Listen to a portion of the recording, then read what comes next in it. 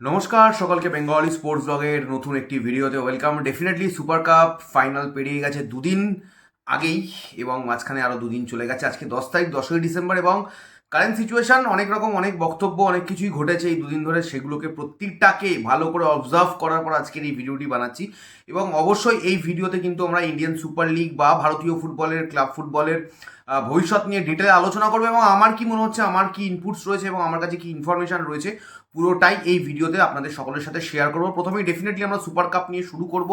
Super cup চলে গেছে ইস্টবেঙ্গলের হাত থেকে। এফসি গোয়া চ্যাম্পিয়ন, পড়শি ক্লাব মোহনবাগান সুপার জায়ান্ট ফ্যানদের হই উল্লাস, আনন্দ সব কিছুই আমরা দেখেছি এই দুদিন ধরে। এবং ইস্টবেঙ্গল সমর্থকদের হতাশা, ব্যক্তিগতভাবে আমারও প্রচুর হতাশায় আমাকে গ্রাস করেছিল শেষ দুদিন ধরে। কালকে কোনো রকম ভিডিও বানাইনি, বাট মানে কি বলে না, যে লাইফ তো আমাদের এগিয়ে চলে, আমাদেরকে মুভ অন করতে হয়। ডেফিনেটলি আমরা মুভ অন করছি আস্তে আস্তে, বা করার চেষ্টা করছি, এটা বলা উচিত।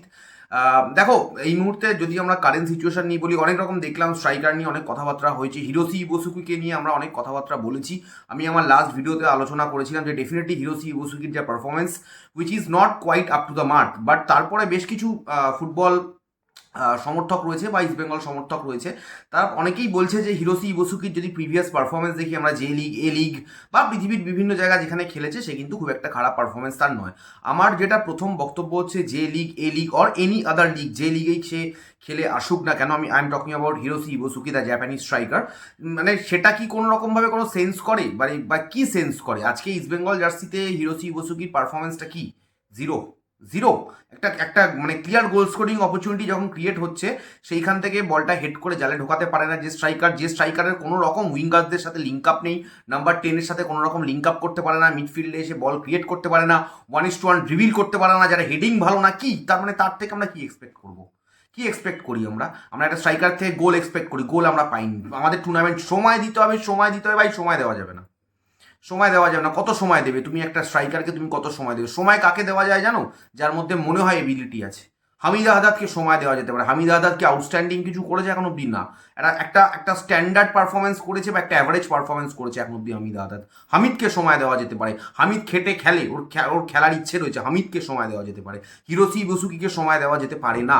এবং আরেকটা কথা আমার কাছে একদম পরিষ্কার স্পষ্ট, একজন এক্স প্লেয়ারের আমি ইন্টারভিউ দেখছিলাম একদিন আগে, যেখানে তিনি বলছিলেন যে হিরোসি ইবোসুকি ক্ষেপের মাঠের থেকেও ভালো, মানে ক্ষেপের মাঠের স্ট্যান্ডার্ডে বা ক্ষেপের মাঠে এর থেকে ভালো বিদেশি দেখা যায়। সেই টপিকে আমি ডেফিনেটলি আসছি, অবশ্যই আসবো, এবং আমার বেশ কিছু বলারও রয়েছে সেই টপিকে। তার আগে একটা জিনিস, যে অবশ্যই যে টিমটা এইবারে ইস্টবেঙ্গলের তৈরি হয়েছে, মেজরিটি অফ দ্য প্লেয়ার্সের কিন্তু সাইনিং বা তার আমি বলবো যে থিঙ্ক ট্যাঙ্কটা পিছনে বিহাইন্ড সিনে কাজ করেছে, সেই জায়গায় কিন্তু অস্কার ব্রুজো এবং থংবয় সিন্টোর নাম কিন্তু বারবার উঠে এসছে। এবং বিভিন্ন প্লেয়ার যে সমস্ত, যেরকম কেবিনের সাইনিংয়ের ক্ষেত্রে বা মিগুয়েলের সাইনিংয়ের ক্ষেত্রে আমরা অস্কার এবং থংবয় সিন্টোর প্রশংসা করছি, সেরকম কিন্তু আমাদেরকে এটাও বলতে হবে যে হিরোসি ইবোসুকি সাইনিংয়ের ক্ষেত্রে এটাও কিন্তু কোচ অস্কার ব্রুজো এবং থংবয় সিন্টোর কিন্তু একটা খুব বাজে সিদ্ধান্ত, এটা আমাদের প্রত্যেককে মেনে নিতেই হবে। এখন অব্দি হিরোসি ইবোসুকির যা পারফরমেন্স, উইচ ইজ কোয়াইট মানে disappointing for all the fans, all the supporters, কোনো রকম কোয়ালিটি দেখতে পাইনি। বারবার এক কথা বলে লাভ নেই, কোনো রকম কোনো কোয়ালিটি আমি অন্তত ব্যক্তিগতভাবে হিরোসির মধ্যে দেখতে পাইনি। এবং অস্কার এবং থংবয় সিন্টোর এটা খুব বাজে একটা চয়েস। আমি জানি না কি কারণে নিয়ে আসা হয়েছিল, মানে হিরোসি ইবোসুকিকে। ওর এজটাও একটা ফ্যাক্টর, ঠিক আছে, ওর ফিটনেসটা, যে স্ট্যান্ডার্ডে ওর ফিটনেস আমরা এখন অব্দি আমি দেখতে পেয়েছি, এই স্ট্যান্ডার্ডে ফিটনেস নিয়ে কিন্তু অন্তত ভারতীয় ফুটবলের যে টপ টায়ার লিগ রয়েছে সেখানেও কোনোভাবেই সফল হতে পারবে না। যদিও লিগ হবে না, কি হবে সেই দিকে আমরা এই ভিডিওতে একটু বাদে আলোচনা করব। লিগ না হওয়ার সম্ভাবনাও কিন্তু তৈরি হচ্ছে। এবার আমি চলে আসি যে আমাদের এক্স ফুটবলার, তোমরা থাম্বনেইলে দেখতেই পাচ্ছ, অ্যালভিটো ডিকুনার সাথে আমি একদমই একমত যে হিরোসি ইবোসুকি একদমই, মানে যে প্লেয়ারকে এনেছে সেই প্লেয়ার কিন্তু একদমই ভালো নয়, স্ট্যান্ডার্ড তার খুবই খারাপ। এবং সেই ক্ষেত্রে মানে অ্যালভিটো ডিকুনা যে প্রশ্নটা রেখেছে যে কারা এই প্লেয়ার আনছে, কিভাবে তারা আনছে, সেটাই মানে এই প্রশ্নটা আজকে অ্যালভিটো ডিকুনা তুলেছে, এটা গ্রেট। মানে অ্যালভিটোর মাথায় এই ব্যাপারটা এসছে যে ইস্টবেঙ্গলের ক্ষতি হচ্ছে, এটা অ্যালভিটো এত বছর বাদে বুঝতে পেরেছে। এর আগে অনেক বছর সে নিজেই করেছে এই ব্যাপারটা, কারণ এর আগে আমরা অনেক জায়গাতে অনেক বছর শুনেছি যে অ্যালভিটো রিক্রুট করেছিল বেশ কিছু বিদেশি স্ট্রাইকারদের, তাদের লেভেলটা নিয়ে নতুন করে আলোচনা করলাম না। এবং মানুষ ভুল থেকেই তো শেখে, অ্যালভিটো নিজের ভুলটা দেখেছে যে প্রিভিয়াসলি অ্যালভিটো কীভাবে বিদেশি প্লেয়ারদেরকে এনে ইস্টবেঙ্গলে, যে সমস্ত বিদেশি প্লেয়ারদেরকে অ্যালভিটো এনেছিল বেশিরভাগ প্লেয়াররাই কিন্তু ইস্টবেঙ্গলে ডুবিয়েছে, এটা আমরা এর আগে দেখেছি। তো এবার অ্যালভিটো বুঝতে পারছে যে মানে এইভাবে ডুবলে কেমন খারাপ লাগে। আশা করছি অ্যালবিটোর সেই মানে থট প্রসেসটা সেই জায়গাতেই ছিল যখন হিরোসি ওসুকুকে নিয়ে অ্যালবিটো তার মতামত জানিয়েছে। এবং যেরকম বললাম যে প্রিভিয়াসলি এরকম অনেক প্লেয়ারকে অ্যালবিটো যখন রিক্রুটমেন্ট টিমে ছিল তাদেরকে এনেছিল যারা কিন্তু ইস্টবেঙ্গলে চরমতমভাবে ব্যর্থ হয়েছিল। তো সেই লিস্টে মানে প্রিভিয়াসলি যে আমাদের যে সাকসেস নেই, আমাদের যে ট্রফি নেই, সেটা তো 1 বছর 2 বছর নয়, এই বছরও ট্রফি লেস ইস্টবেঙ্গল। আমি এর আগেও ভিডিও বানিয়েছিলাম, আমরা সব করেছি, আমরা ট্রফি পাইনি। তো এর আগেও আমরা দীর্ঘদিন ধরে ছিলাম, এবং তার আগে এখন বর্তমানে যারা রিক্রুট করেছে হিরোসিকে তারা মানে অবশ্যই তাদের ভুল রয়েছে, যেরকম আমি বললাম অস্কার থঙ্গওয়েক সিন্টো অ্যান্ড অল, এবং প্রিভিয়াসলি যারা করে এসেছিল অ্যালবিটো অ্যান্ড অল দ্যাট যারা ছিল তাদেরও মানে তারাও সমান দোষে দোষী। ঠিক আছে, এটাই আমি বোঝাতে চাইছিলাম। এবং আরও একটা জিনিস আমি মানে এই অস্কার ইস্ট বেঙ্গলের টপিকটাকে এন্ড করার আগে একটু ছোট্ট করে অ্যাড অন করে দেবো। সেটা হচ্ছে অনেকের জায়গাতে আমি দেখলাম যে অনেকেই বলছে অস্কারকে রাখা যাবে না, অস্কার ব্লা ব্লা ব্লা। ভাই মানে ভারতীয় ফুটবলে ইস্টবেঙ্গল শেষ 5 বছর ধরে এরকমভাবে চলছিল, মানে মাথা নিচু করে চোখ নিচু করে। ইস্টবেঙ্গল এখন চোখে চোখ রেখে লড়াই করতে শিখছে, এখনো পুরোপুরি শিখে উঠেছে বলবো না, শিখে উঠলে একটা ট্রফি চলে আসতো, সেটা ডুরান্ড কাপ হোক, সেটা আইএফএ শিল্ড হোক, বা সেটা সুপার কাপ হোক। তো এখন অব্দি মানে শেখার চেষ্টা করছে, পুরোপুরি শিখতে পেরেছে বলে আমার মনে হয় না। শিখতে পারলে যেরকম বললাম অ্যাটলিস্ট একটা ট্রফি চলে আসতো। স্ট্রাইকার উইথ ইমিডিয়েট এফেক্ট যদি চেঞ্জ করে তাহলে পরবর্তীতে কিছু হবে যদি লিগটা হয়। না হলে চাপ আছে, না হলে এই হিরোসি বুসুকি এবং হামিদা হাদার জুটি দিয়ে চলবে না। ডিয়ামান্টিকোসের কথা যারা বলছিল, ডেফিনেটলি ডিয়ামান্টিকোসকে ছেড়ে দেওয়া ম্যানেজমেন্টের সঠিক সিদ্ধান্ত, কিন্তু ডিয়ামান্টিকোসকে ছেড়ে দিয়ে হিরোসি বুসুকিকে আনাটা ম্যানেজমেন্টের একদমই ভুল সিদ্ধান্ত, সেটা প্রমাণিত হয়ে গেছে। সময় টময় দেওয়া যাবে না, বিদেশি প্লেয়ারদের আর স্ট্রাইকারকে আর সময় দেওয়া যাবে না। যারা বলছে সময়, তারা 8টা সিজন বেরিয়ে যাবে যদি দেশের সর্বোচ্চ লিগটা হয়। এবার যদি হয় অনেকক্ষণ ধরে বলছিলাম দেশের সর্বোচ্চ লিগটা নিয়ে যদি বলি, ভাই বড় প্রশ্ন চিহ্ন। তার কারণ একটা প্রথমেই আমি একটা জিনিস ক্লিয়ার করে দিই, যে এই যে ক্লাবরা বা ফ্র্যাঞ্চাইজিরা মিলে যে লিগটাকে করার যে একটা চেষ্টা চলছে বা প্রসেস চলছে, সেটাতে বিভিন্ন জায়গাতে আমাদের বাংলার মিডিয়া, এখানে স্পেশালি আমাদের বেঙ্গলের মিডিয়া একটা রোমাঞ্চকর সিচুয়েশন ক্রিয়েট করার জন্য বা একটা সেলেবেল নিউজ বা একটা সেলেবেল প্রোডাক্ট হবে, সেই জন্য তারা খবরটা করছে যে মোহনবাগান সুপার জায়ান্ট নেতৃত্ব দিচ্ছে। একদমই নয়, সেটা একদমই নয়। তার কারণ হচ্ছে তোমরা লাস্ট যে মেলটা বা চিঠিটা অল ইন্ডিয়া ফুটবল ফেডারেশনের কাছে পাঠানো হয়েছিল বিভিন্ন ক্লাবদের তরফ থেকে, সেইখানে চিঠিটা কিন্তু মিস্টার রবি পুষ্কার, যিনি হচ্ছেন সিইও অফ এফসি গোয়া, তিনি কিন্তু সেটা পাঠিয়েছিলেন। এবং ট্যাগে অবশ্যই বিভিন্ন ক্লাবরা ছিল, সেখানে মোহনবাগান সুপার জায়ান্টও আছে, অবশ্যই আছে। ইস্টবেঙ্গল হয়তো এখন অবধি সেই জায়গাটাতে রাজি নয়, হয়তো পরবর্তীতে লিগটা এইভাবে হলে ইস্টবেঙ্গল রাজি হয়েও যাবে। এবার আমার বক্তব্য হচ্ছে যে এই যে প্রসেসে যেটা আমরা একটা অলিক স্বপ্ন দেখছি, যে আজকে আজকে ডিসেম্বর মাসের 10 তারিখে বসে ফেব্রুয়ারিটা মুখ থেকে বেরোলো, কারণ ফেব্রুয়ারির আগে লিগ চালু হওয়ার কোনো চান্স আমি অন্তত দেখতে পাচ্ছি না এই মুহূর্তে। জানুয়ারিতে হওয়ার চান্সেস আর ভেরি লো। কেন সেটা বলছি, সেটা হচ্ছে যে এই যে একটা ব্যাপার রয়েছে না, যে ক্লাবগুলো ফ্র্যাঞ্চাইজিগুলো মানে লিগ করে, ভাই তারা কি তৈরি? না, একদমই না। তারাই তো এই প্রসেসে নতুন, তারা এত তাড়াতাড়ি লিগ করতে পারবে জানুয়ারিতে? না, আমার মনে হয় না। আমি জানি না তারা কতটা তৈরি রয়েছে, প্রথম কথা। দ্বিতীয় কথা, অল ইন্ডিয়া ফুটবল ফেডারেশন ছেড়ে দেবে, তাদের জায়গাটা তারা ছেড়ে দেবে, তাহলে তাদের রোলটা কি থাকবে ভারতীয় ফুটবলে?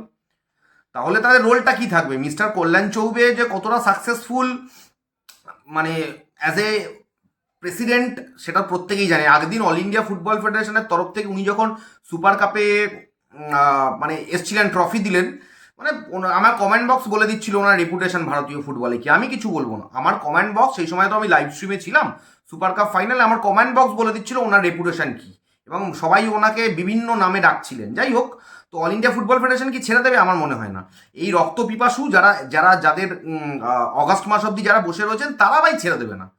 এবং কতটা নির্লজ্জ ভাবুন, আমাদের কেন্দ্রীয় ক্রীড়ামন্ত্রী বা কেন্দ্রীয় ক্রীড়ামন্ত্রীর তরফ থেকে সচিব যিনি রয়েছেন, বা তাদের তরফ থেকে কেন্দ্রীয় ক্রীড়া সংস্থার তরফ থেকে কিন্তু ওনাকে ইনডাইরেক্টলি পদত্যাগ করতেও বলা হয়েছিল। ফেডারেশনের প্রেসিডেন্টকে কিন্তু পদত্যাগ করতেও মানে ইনডাইরেক্টলি বলা হয়েছিল, উনি করেননি।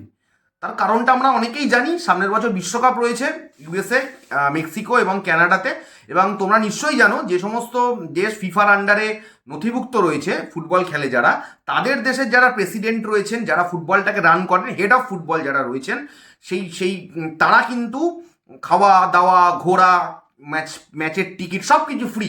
অর্থাৎ ফ্রিতে বিশ্বকাপ দেখার একটা মানে দারুণ সুযোগ মিস্টার কল্যাণ চৌবের জন্য, ঠিক আছে। এবং উনি তো ভারতীয় ফুটবলে, আজকে আমরা বুঝতে পারছি ভারতীয় ফুটবলের ক্ষতিটা উনি সেই দিনই শুরু করেছিলেন যেদিনকে 2027 সালের এফসি এশিয়ান কাপটা উনি সৌদি আরবিয়াকে দিয়ে দিয়েছিলেন, যেটা আমরা তো ইন্ডিয়া বিট করেছিলাম, আমরা দিয়ে দিয়েছিলাম সৌদি আরবে। কি কারণে কেউ জানে না। গোল টেবিল মিটিং হয়েছিল এবং টেবিলের তলা থেকে কি সেটিং হয়েছিল সেটা কেউ জানে না, তবে ডেফিনেটলি হয়েছিল বলেই তো উনি দিয়ে দিয়েছিলেন। সেই দিন থেকে আমাদের ডাউনফলটা শুরু হয়েছে। এবার এই লিগের ক্ষেত্রে আমি আসি ব্যাপারটা যে কালকে সুপ্রিম কোর্টে যাওয়ার কথা ছিল সোমবার, আমাদের কেন্দ্রীয় ক্রীড়া দপ্তরের তরফ থেকে যাওয়া হয়নি। আজকে যাওয়ার গেছে কিনা আমি এখন অবধি জানি না, যে মুহূর্তে এই ভিডিওটা বানাচ্ছি।